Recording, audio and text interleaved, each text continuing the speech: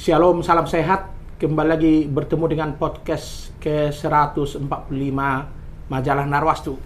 Kali ini kami mendatangi seorang tokoh nasionalis, religius, dan Pancasilais yang juga seorang Hakim Agung Mahkamah Agung RI.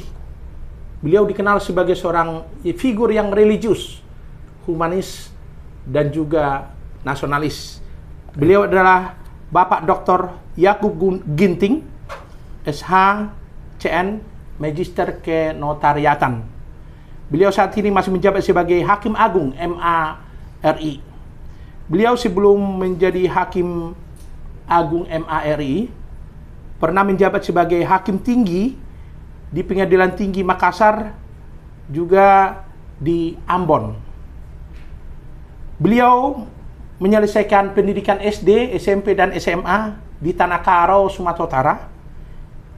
Pendidikan S1 diselesaikan di Universitas Pasundan Bandung. Berikutnya Universitas Pajajaran Bandung dan Universitas Sumatera Utara Medan diselesaikan S2 di sana. Jadi ada gelar S2 itu 2. Yang berikutnya program S3 atau doktor ditempuh beliau di Universitas Brawijaya Malang. Beliau saat ini beribadah di Gereja Batak Karo Protestan Pondok Gede, dan sebelumnya itu sudah melanglang buana ke berbagai daerah sebagai pelayan dan aktivis gereja di GBKB. Beliau pernah di GBKB Makassar, Banjarmasin, Surabaya, Bandung, Gunung Sitoli, Pematang Siantar, juga pernah menjadi Ketua Majelis Jemaat GBKP Lubuk Pakam. Bahkan beliau pernah juga ikut dalam pelayanan di Gereja Gemit Atambua NTT saat bertugas. Dan juga beliau pernah menjadi Hakim Tinggi di Banjarmasin sekaligus Hakim Tinggi Tipikor di Kalimantan. Ini menarik, kita akan berbincang dengan beliau tentang kesaksian beliau. Yang menarik lagi, beliau ini adalah seorang penatua di Gereja Batak Karo Protestan. Jadi di kalangan lingkungan umat Kristiani di Mahkamah Agung MARI, beliau sudah terbiasa berkhotbah. Beliau berkhotbah melalui Zoom dan diikuti sekitar 600 orang dari seluruh Indonesia. Kita akan menyapa beliau. Shalom Pak Yakub Ginting. Shalom. Bagaimana kabarnya Pak? Baik, baik. Ya, terima kasih Pak ya. Ya. Kami sudah diterima di kantor MA ini di tengah kesibukan Bapak yang luar biasa. Ya, ya. Kita akan berbincang tentang kehidupan Bapak dan testimoninya. Sebenarnya Pak Yakub Ginting, kenapa Pak tertarik menekuni ilmu hukum sehingga sampai sekarang bisa mencapai puncak karir sebagai Hakim Agung MARI? Dan tidak semua orang bisa beruntung kan seperti ini Pak. Silakan Pak. Ya, awalnya memang para medis. Ya. Para medis itu kan cara kerjanya memeriksa sakit orang, apa gejala-gejalanya. Setelah dapat gejala-gejalanya, ditentukan apa sakitnya. Setelah ditentukan apa sakitnya, barulah ditentukan obatnya menurut buku-buku. Itulah cara kerjanya. Lalu tertarik juga dengan hukum ini. Hukum pun ditemukan dulu fakta-faktanya dari bukti-bukti para pihak itu. Kemudian ditentukan masalah mereka itu apa. Setelah masalah mereka itu apa, baru ditentukanlah hukumnya apa. Kalau tidak ada hukumnya, barulah bagaimana seharusnya hukum yang baik. Jadi tertarik untuk itu, karena bagaimanapun rasanya hukum itu adalah bagus juga untuk dipelajari tentang bagaimana sih hukum manusia ini sangat berbeda dengan hukum Tuhan itu. Jadi ya, ingin tertarik untuk mendalaminya gitu. Ya kira-kira begitu dasarnya itu. Bagaimana sih cara kerjanya itu gitu. Iya. Pak Yakub Ginting, ya. Bapak sudah menjelajahi hampir seluruh Indonesia Pak ya. Bapak sembari berkarir sebagai hakim. Ya. Tapi tidak pernah lupa melayani di gereja. Ya. Nah, Bapak sekarang dipercaya sebagai Hakim Agung MARI, dan saya kira tidak semua orang beruntung. Ini anugerah Tuhan buat Bapak. Apa sejauh ini refleksi Bapak tentang pencapaian Hakim Agung MARI ini? Ya, pertama ya mengucap syukur pada Tuhan lah, bisa sedikit mengabdi, memberikan keadilan dalam pergaulan hukum di tengah masyarakat. Saya sedikitlah bisa memberikan sedikit sumbangan pemikiran tentang bagaimana sih seharusnya cara pergaulan hidup masyarakat itu di bidang tertentu. Di bidang tertentu itu bagaimana sih seharusnya mereka bergaul gitu. Jadi itulah saya kira sudah saya sumbangkan beberapa saat ini gitu. Bapak pernah membayangkan akan menjadi Hakim Agung di MARI? Ya, sebelumnya enggak pernah terbayang untuk itu. Tidak pernah membayangkan sebelumnya. Cuman dulu gimana ya, waktu tahun 74, waktu itu kan saya pernah menjadi namanya kondektur kantor Sodaranta, PPD gitu. Suka berhenti di sini kan di di lapangan lapangan Banteng ya. Memang suka duduk-duduk di sini. Gimana ya, enak ya, gimana ya kerja di Mahkamah Agung itu gitu. Karena dulu kan situasinya berbeda. Kalau kita ada teman 4 orang, 2 orang kerja, 2 orang duduk. Lalu yang 2 orang ngasih makan kita. Lalu besoknya kita kerja, kita ngasih makan lagi teman kita gitu. Jadi satu harian duduk-duduk aja di depan di lapangan-lapangan ini. Hanya aja bayangan pernah gitu. Iya. Gimana ya kalau kerja di situ gitu. Padahal waktu itu tamat SMA gitu, belum ada apa-apa gitu. Jadi Bapak tidak pernah terbayang untuk kuliah pun Bapak tidak pernah terbayang dulu? Belum pernah. Karena latar belakang montir kan, montir latar belakang sebelum paramedis kan montir di bawah kolong mobil itu, bikin baterai, bikin dinamo, hanya itu aja keahlian saya. Kalau datang mobil orang, gas starter katanya, buka baterainya, saya bilang. Lalu saya ambil, saya celupkan jari saya ke baterainya, saya taruh ke lidah saya. Dulu saya tahu apa yang rusak. Apakah dinamo casnya yang rusak, atau dinamo starternya, atau baterainya rusak. Jadi dari merasakan air baterai itu saya tahu apa yang rusak di mobil orang itu, atau apa kabelnya ada konsleting gitu. Memang itu aja dulu keahlian saya dari Gitu, Pak, kecil. ya? Jadi ini Bapak sekarang jadi Hakim Agung sebuah mujizat begitu Pak? Ya memang kayak seperti mujizat. Kalau dulu kan bisa mengabdi kepada mobil-mobil tua untuk mobil angkutan Kaban Jahe Medan itu, kemudian bisa melayani di puskesmas. Tetapi kalau di Mahkamah Agung ini tentu bisa melayani seluruh Indonesia, bahkan ke luar negeri. Mungkin itu satu mujizat lah, hal yang luar dari kebiasaan lah, yang tidak mungkin sebetulnya terjadi mungkin gitu. Itu pemikiran saya. Iya. Pak Yakub, seorang tokoh masyarakat Karo yang juga mantan Ketua Umum Himpunan Masyarakat Karo Indonesia, Bapak Dr. Edi Torong, Ya. menyampaikan bahwa Bapak itu seorang atau yang berjiwa pelayan. Ya. Walaupun Hakim Agung masih mau berkhutbah, Ya. kemudian masih mau melayani di gereja sebagai penatua. Ya. Boleh tahu Pak, kenapa Bapak aktif di gereja? Sebetulnya itu hanya melanjutkan yang dulu, kelanjutan yang dulu. Dulu waktu mahasiswa saya adalah pelayan. Waktu di Pajajaran, waktu di Pasundan, saya suka melayani ke luar pulau, dari Pulau Jawa ke pulau-pulau lain, misalnya di Jawa Barat. Memang dulu saya tertarik dengan itu, walaupun sebetulnya saya masuk ke gereja itu, dibaptis itu setelah pegawai negeri. setelah pegawai negeri baru saya ikut CD. Dari situ saya mulai aktif di gereja. Saya tertarik dengan Injil itu karena sebelumnya sejak dari kecil kan tidak pernah melakukan itu. Setelah pegawai negeri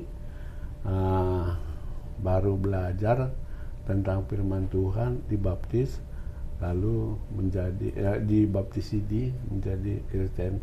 Lalu langsung diambil oleh pendeta-pendeta tim pekabar Injil itu menjadi tim. Iya. Menjadi tim saya anggota tim, pelatihan-pelatihan di Lembang, pelatihan-pelatihan untuk sebelum berangkat begitu.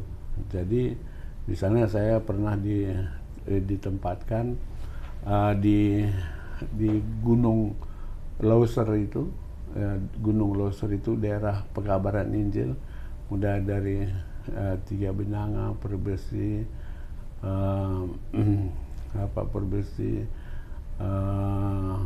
Kutagerat, Limang, Negeri Jahe Lepar, kemudian Gunung Meriah, Batu Makmak. Itu pada tahun 79-an itu kayak di Gunung Meriah, Batu Makmak itu belum ada Kristen di sana. Belum ada Kristen. Jadi ya saya diterjunkan ke situ ya. Jadi 2 bulan di situ, lalu pada akhirnya mereka tidak setuju dengan saya. Mereka juga membakar rumah tempat saya nginap. Ada 5 rumah itu dibakar sama padinya, sama rumahnya, sama anaknya. Lalu mereka tunggu dengan tombak, nggak ada. Pergi lagi ke rumah sana, bakar lagi, nggak ada. Dan 5 rumah, rupanya 1 hari sebelumnya saya sudah lari, udah turun saya dari Gunung Meriah itu ke Negeri Jahe. Turun itu jam 8 saya turun, jam sore saya sampai di bawah. Kenapa mereka melakukan itu, Pak? Ya, karena aku pun sebetulnya tidak tahu kenapa, tetapi memang sangat terganggu sekali mereka dengan situasi yang ada di kampung-kampung itu, dengan kedatangan berita Injil itu kan hal baru kan bagi mereka, kan hal baru. Mereka belum pernah dengar nama Roh Kudus, belum pernah dengar nama Yesus, belum pernah tahu. Mereka hanya tahu ini paran, ini sungai, ini hutan, ini gunung kan. Lalu kita beritakan hal yang baru, ya tentu mereka sangat keberatan. Jadi kalau mereka dulu misalnya bisa melakukan pengobatan, lalu kita ajarin mereka untuk membongkar beban. Kalau sakit itu bukan kenapa, tentu ada sebab kenapa mereka sakit. Mungkin ada dosa bapa leluhurnya, turunannya yang perlu diputuskan sehingga akan sembuh. Itu kan menggoncang situasi di kampung itu, gitu. Begitu ya. Nah, jadi waktu Bapak kuliah atau mahasiswa ikut di Persekutuan 2 Mahasiswa, Pak? Ya, ikut. Saya ketua Persekutuan Mahasiswa Kristen di Bandung. Untuk di universitas swasta itu saya ketuanya memang di situ waktu di kampus dulu. Jadi kegiatan-kegiatan pelayanan di kampus juga semakin dulu juga saya meyakinkan Bapak untuk pelayanan. Pelayanan, asal ada mahasiswa baru pasti saya layani. Jadi semua orang-orang Karo misalnya di sana pasti saya layani supaya rajin belajar dan terima Yesus dulu, terima Roh Kudus. Itu saya tentil, saya bikin papan tulis, saya kunjungi itu. Setiap mahasiswa baru saya berikan dulu tentang itu kepada orang perorangan. Kalau sudah janji jam 7, saya ada janji jam 7. Ada beberapa kali, sekitar 10 kali lah pertemuan tiap orang. Kalau misalnya biasanya pertemuan ketiga, keempat itu biasanya mereka lari. Jam 7 mereka pergi. Tapi kalau sudah janji, saya tunggu sampai jam 11 sampai jam 12 malam di rumahnya, di pintu rumahnya. Mereka datang, baru saya kerjakan gitu. Sampai mereka, kalau mereka sudah mau ikut Tuhan, sudah mau percaya, kumpulkan mereka. Misalnya 20-30 orang, lalu bikin perkumpulan mereka supaya mereka bisa berkumpul sekali seminggu, supaya dipilih ketuanya, pengurusnya ini, dibikin tata ibadahnya, susunannya, supaya mereka bisa melakukan sendiri bagaimana mempelajari kitab itu persekutuan. Sudah begitu, pergi lagi ke daerah lain. Sudah terbentuk lagi sana persekutuan, pergi lagi ke daerah lain. Itulah pekerjaan saya dulu atau mahasiswa, membentuk kelompok-kelompok mahasiswa itu. Iya. Sebenarnya apa yang Bapak rasakan ketika terjun dalam dunia pelayanan? Ya, apa ya rasanya, kayaknya itulah kepuasan yang ada waktu hidup ini. Sepertinya yang lain itu nggak ada kepuasan. Kalau misalnya orang tidak ada kepastian, rasanya nggak begitu apa. Karena banyak sekali saya ketemu, misalnya saya tidak mau mati, abdi mambung pae, tahu-tahu 10 menit lagi dia meninggal. Berarti kan nggak ada kepastian dia untuk meninggalkan dunia ini. Rasanya kasihan gitu. Abdi mambung pae, katanya. Total 5 menit lagi meninggal dia kan. Iya. Saya tidak mau mati, takutnya. Total mati juga dia. Berarti kan nggak ada kepastian. Kasihan kan rasanya. Dan juga kita tahu bahwa pada waktu itu 1 detik itu manusia lahir 5. Detik yang sama meninggal 3. Di antara 3 yang meninggal itu hanya 1 yang sudah dibaptis. Berarti dari sekian banyak manusia di muka bumi ini, masih banyak sekali belum mendengar firman itu secara sistematis. Dicobalah, barangkali bisa sedikit-sedikit supaya bisa tercapai itu lebih tinggi sedikit gitu. Dari tiap detik itu meninggal 3, supaya kalau bisa naiklah sedikit gitu. Gitu Pak ya. Nah, itu kira-kira gambaran. Iya. Di lingkungan komunitas umat Kristiani di Mahkamah Agung RI, ya. Bapak juga berkhotbah ya, melalui Zoom 600-an dari seluruh Indonesia. Ya. Boleh tahu Pak, bagaimana ceritanya itu? Pertama saya di sini langsung ditunjuk Ketua Mahkamah Agung sebagai Ketua Krisma, Ketua Persekutuan Kristiani Mahkamah Agung seluruh Indonesia. Sampai sekarang? Sampai sekarang. Lalu ya saya lah berkhotbah tiap minggu, atau setidaknya saya panggil pendeta, saya mengatur. Kemudian mengatur juga masalah Paskah, mengatur juga masalah Natal nasional, juga mengatur susunan apa yang harus dibicarakan. Minggu pertama bicara sambil minum Pak ya? Ya, minggu pertama bicara tentang apa, misalnya bulan ini semua hakim itu supaya belajar tentang keyakinan keselamatannya. Kemudian bulan kedua nanti berbicara tentang bagaimana mereka harus berdoa. Bagaimana sebetulnya berdoa itu diajarkan akan Tuhan, supaya doa itu tidak sesat, tidak salah, tidak bertele-tele gitu, sesuai dengan Alkitab. Kemudian bagaimana mempelajari firman Tuhan, yang mana sebetulnya firman Tuhan itu yang benar gitu. Kanonisasi Alkitab itu, misalnya kanonisasi William Timbal itu mulai Kejadian sampai Wahyu itu yang mana, apakah ada kitab yang lain. Jadi supaya jangan terganggu dengan arah mereka gitu. Jadi supaya tahu bahwa Alkitab itulah ciptaan Allah yang paling besar di dunia ini. Yang lain itu kan nggak ada artinya. Yang paling penting utama adalah Alkitab itu, yang kecil-kecil itu. Karena Alkitab itu yang tahan selama-lamanya, karena dunia ini kan hancurkan, dunia ini kan ditinggalkan kayak gitu. Kemudian juga mereka belajar juga bagaimana bersekutu itu, bahwa 2 atau 3 orang itu perlu, tidak boleh sendiri-sendiri saja. Dan juga kemudian dalam rangka perlu bersaksi itu, mengajak orang lain seperti Tuhan, seperti Rasul Paulus, aku menjadi murid Kristus dan juga ingin menjadikan orang lain sebanyak-banyaknya menjadi murid Kristus.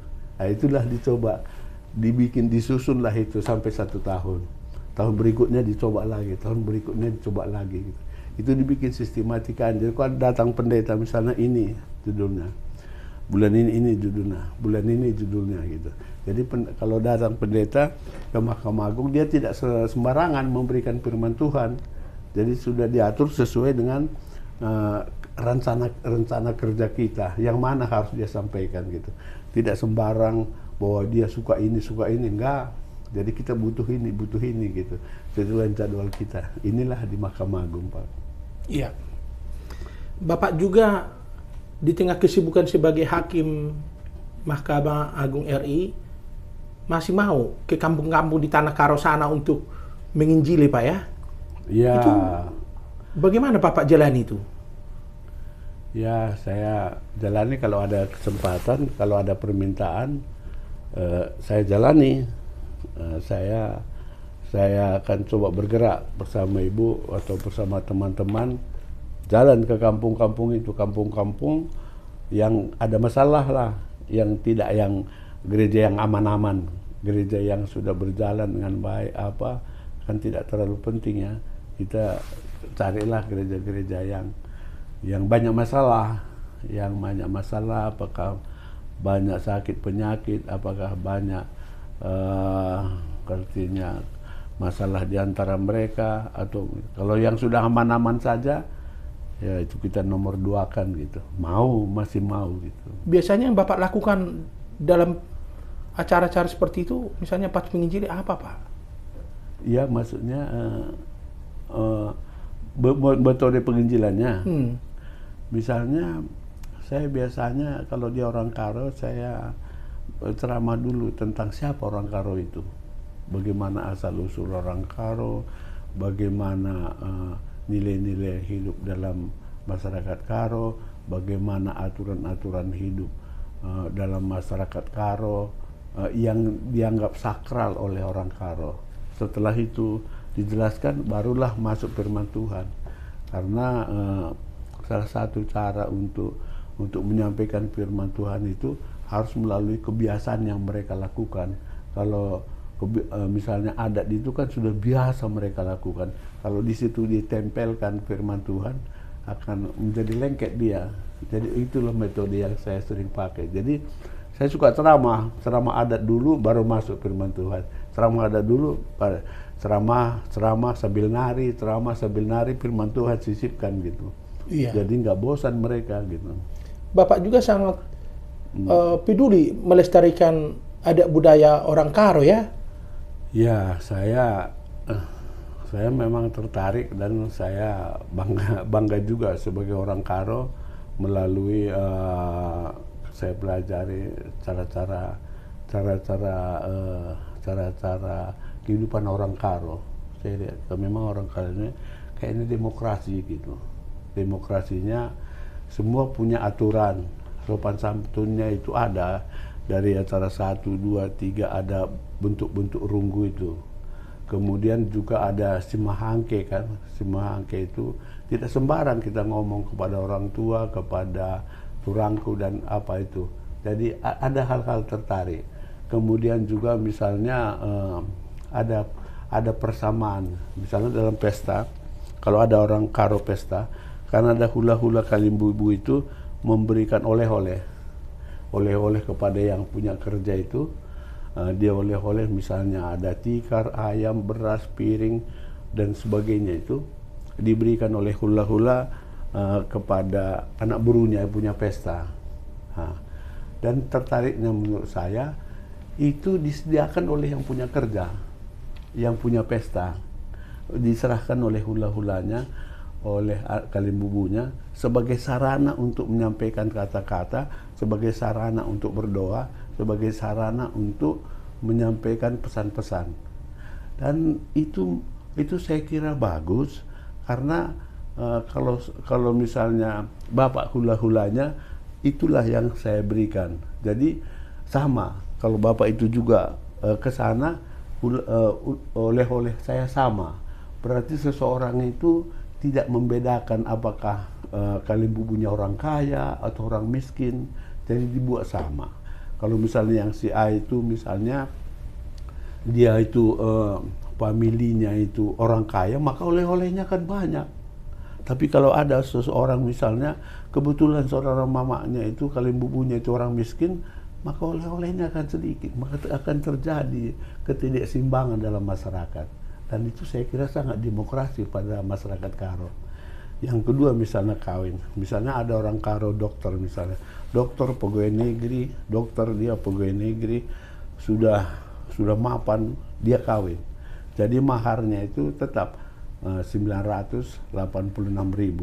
Kemudian adiknya yang misalnya dia nggak sekolah, dia hanya jualan di pajak sore, jualan sayur mayur, tidak sekolah. Kalau dia kawin, jadi maharnya itu tetap 986. Berarti kan orang yang sarjana tadi dan yang ini hanya jualan di pajak sore, mahar penghargaan terhadap adat itu kan sama. Berarti kan tidak membedakan orang. Berarti ini saya kira bagus. Perlu dipelajari lah yang hal-hal seperti itu. Tidak membuat stratifikasi kehidupan dalam masyarakat. Tidak membuat menggolong-golongkan, tidak membeda-bedakan orang. Kalau misalnya ini anak kami sudah sarjana sekian, ini sekian. Kalau anak kami hanya sekian, berarti kan bagaimana ya perasaan dari keluarga itu gitu. Jadi ada beberapa, ada 10 atau 12 alasan saya untuk belajar tentang budaya Karo. Begitu Pak ya? Iya. Bapak juga dikenal sangat peduli untuk memotivasi generasi muda. Ya. Apa yang Bapak lihat memang terhadap generasi muda saat ini? Saya lihat memang misalnya generasi muda itu kan kita bagi-bagi ya. Misalnya generasi muda di dalam adat Karo, generasi muda dalam gereja, generasi muda dalam bangsa ini. Misalnya generasi muda dalam adat Karo. Kan wajah kita itu 20 tahun lalu yang akan datang itu ada di anak muda sekarang. Kalau mereka sendiri misalnya budaya adat misalnya, mereka sendiri sudah nggak tahu lagi bahasa Karo, sudah kehilangan, tidak perlu marga, tidak tahu aturannya, bagaimana nanti ke depan terhadap budaya itu? Maka tinggal nama saja. Demikian juga dalam gereja, anak muda dalam gereja itu, itulah wajah sintua-sintua untuk 15 tahun yang akan datang. Kalau mereka itu tidak dibina sekarang, bagaimana nanti ke depan? Bagaimana dia? Tentu dia tidak bisa juga membina anak-anak dan generasi muda pada waktu yang akan datang. Sehingga dengan demikian maka bisa bergeser terhadap menjaga dirinya, menjaga perkumpulan, menjaga ajaran itu. Ajaran itu bisa bergeser. Jadi itu saya kira di dua hal itu, misalnya masalah generasi muda adat, generasi muda gereja. Kalau generasi muda negara ini ya tentu sudah ada patokannya lah gitu. Gitu ya. Pak Yakub, Ya. Bapak juga beberapa kali diundang ceramah ke Sekolah Tinggi Teologi ya, seperti yang kita muat di majalah Narwastu setahun yang lalu. Oh iya, betul. Bapak diundang ceramah di STT Intim Makassar. Iya. Sebenarnya apa yang mereka minta untuk Bapak sampaikan di ceramah itu? Jadi pada tanggal 18 April tahun 1890 kan ada penginjilan dari Belanda kepada orang Karo. Pada waktu itu datanglah dari Minahasa untuk menginjili di sana. Itu pendeta Chef Kruit. Chef Kruit itu di sana dari Minahasa menginjili di Buluh Hawar. Tapi salah 1 tahun mereka di situ, mereka tidak berhasil membaptis orang Karo, karena memang tatanan orang Karo hidup itu, orang Karo itu sudah ada 12 aturan hidup orang Karo yang sudah ketat. Lalu setelah itu Belanda dulu memutar pikiran, lalu mereka ngambil dari gereja Gemit, dari Pulau Sabu, yaitu J.K. Wengarden dan rombongannya, itu dibawa ke Buluh Hawar. Mereka bisa menginjili dan membaptis orang Karo. Membaptis orang Karo. Dan J.K. Wengarden ini adalah persekutuan di sana dari Belanda dulu ke sana. Dari sana itu mereka membentuk sekolah teologi di Soe. Dari di Soe itu, dari situlah dikembangkan Intim di Makassar. Berarti kalau untuk melihat bagaimana sebetulnya penginjilan orang Karo itu ada di STT Makassar. Di sanalah artinya bibit-bibitnya atau peninggalan-peninggalannya. Ada historinya Pak di situ ya? Ada historinya bagaimana itu gereja Kalvinisme itu. karena itu kan gereja Calvinisme. Calvinisme itu kan dari Belanda, ya, dari Belanda dari Swedia dari Austria, dari Swingli. Kalau HKBP kan beda lagi, Lutheran dari Jerman, dari Inggris gitu. Jadi sistemnya kan beda. Jadi itu makanya lebih cenderung untuk melihat di STT STT di Makassar. Nah, itu salah satu dia, karena memang sejarah. Kemudian juga salah satu dulu ada disitulah pergumulan saya untuk berdoa bersama mereka semua untuk masuk ke Hakim Agung. Nah, di sana dulu berdoanya untuk berdoa di Malino. Ada bikin dulu persekutuan khusus berdoa dulu untuk saya bisa berdoa menghadapi tes Mahkamah Agung. Kumpulan sama pendeta di sana gereja itu, kita ke Malino khusus berdoa untuk itu gitu. Ada itu kesannya sedikit. Iya. Kalau kita bicara tentang keluarga, Pak. Iya. Sukses seorang Pak Yakob Ginting tentu ada keluarga di belakangnya yang selalu menopang, menyokong, berdoa untuk itu. Boleh tahu Pak, bagaimana Bapak membangun kehidupan keluarga, misalnya membagi waktu dalam kegiatan saat teduh atau doa bersama? Jadi kalau itu setiap jam 5 subuh awalnya dulu ya kami berdoalah sama ibu setiap jam 5 subuh. Kemudian pada waktu dia mengandung, kami juga berdoa. Anak-anak lagi tidur, kami juga tumpang tangan. Lalu setiap jam 5 subuh, kami menelpon saudara-saudara untuk berdoa bersama. Waktu saya di Kalimantan, ada yang Sulawesi, di Kamenjah, kayak ini, kami kumpulkan berdoa. Dan dilanjutkan terus sampai sekarang pun begitu. Doa itu sudah berlanjut. Malah sekarang anggotanya ada yang di Irian Jaya, Sulawesi, Kalimantan,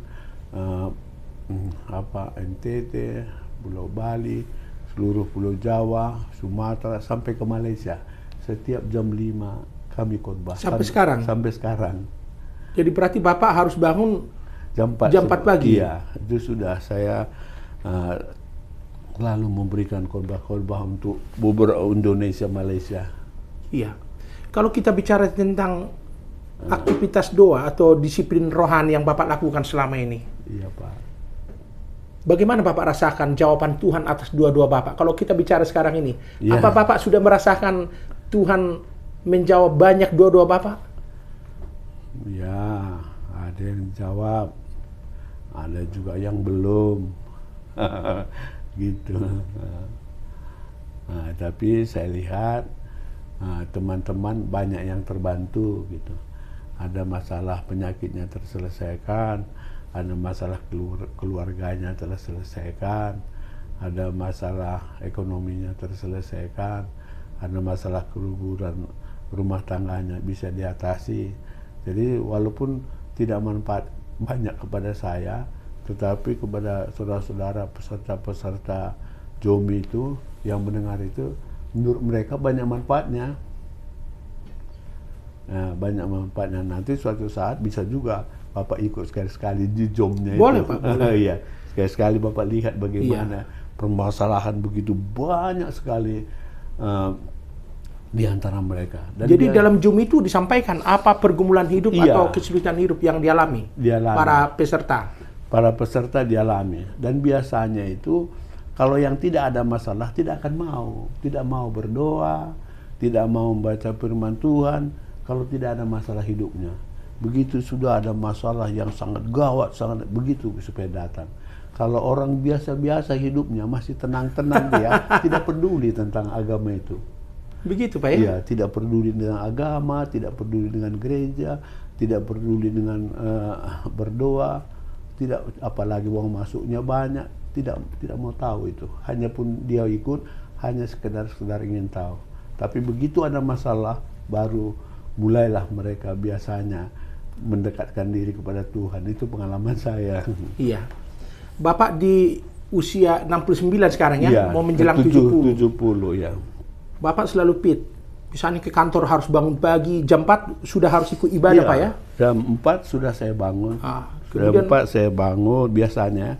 Jam 7.30, jam 4, jam 7, 7.30 saya bacalah 1-2 berkas di rumah. Terus saya kantor sini kerjakanlah 5 berkas atau 6 berkas. Setelah itu jam 5 sore pulang ke rumah, lalu tidur dulu 1 jam. Setelah itu baru saya bangun kerja lagi sampai jam 12 atau jam 12 lah paling cepat saya tidur. Jam 12 atau jam 1 tidur sampai jam 4 nanti saya bangun lagi. Itulah pekerjaan saya. Di samping itu saya juga ada PJJ, ada Mamre, ada juga sermon di gereja.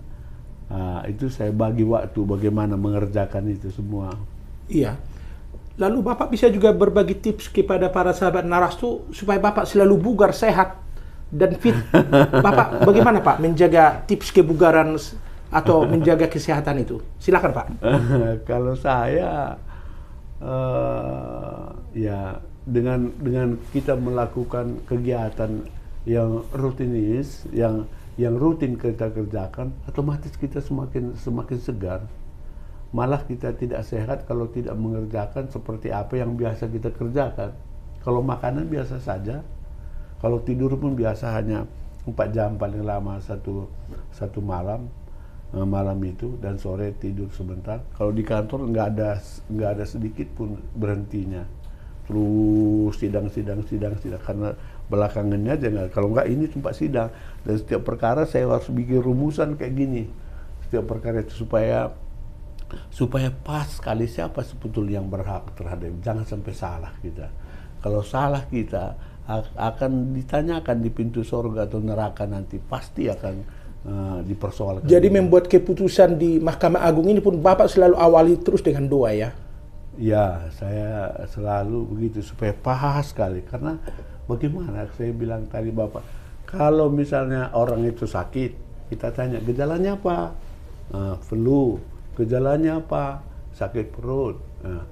Kita diagnosa lah, dia itu sakit tipus atau demam berdarah. Lalu kita kasih obat. Kalau salah dia memberikan penjelasan tentang gejala dia, pasti akan salah kita tentukan sakit apa dia.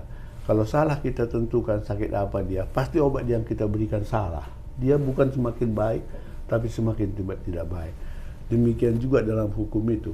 Kalau ada bukti mereka itu, dari bukti itu kita temukan fakta, dari fakta itu kita temukan kualifikasi perbuatan melawan hukum atau melawan prestasi, baru kita tentukan hukumnya.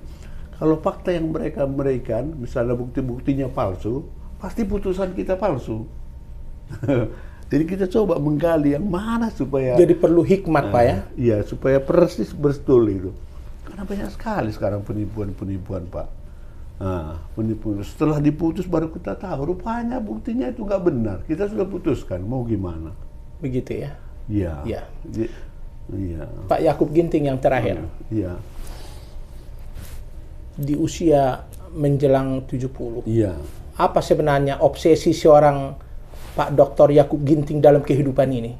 Bapak sudah giat melayani, sudah Hakim Mahkamah Agung MARI, kemudian bisa menikmati kehidupan sehari-hari bersama keluarga gitu. Apa sebenarnya obsesi Bapak? Maksud Bapak obsesi itu kira-kira apa arti bahasa Indonesianya obsesi itu kira-kira? Apa cita-cita Bapak sebenarnya dalam kehidupan ini? Hanya ya sebetulnya berjalan mengalir saja, begitu pemikiran saya.